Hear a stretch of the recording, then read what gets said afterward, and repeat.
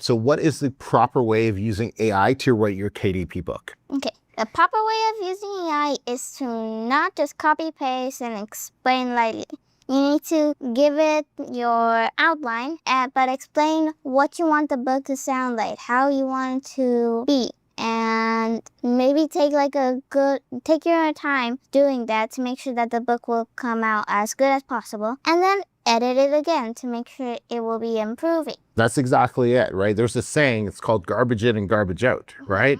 But the more you put into the input, the better the output is going to be. Yeah. Right. Okay. Awesome. Awesome. If your books are sounding like AI trash, it's not AI. It's you using AI, right? A hammer is only as effective as the person yielding the hammer, right? So you have to get better, build the skill. We talk about that a lot on this channel. You got to develop your skill of using AI. AI is super good, really good. But if you're not getting the output you want, it's you, not AI, that is the problem. And that's good because you can get better. You can develop the skill, get better at prompting, and then you can start writing better books and making more money. So once again, if you are a beginner and you want to get started, there's a link in the description, completely free, and I'll show you how to start writing your first book using AI, just like you saw today.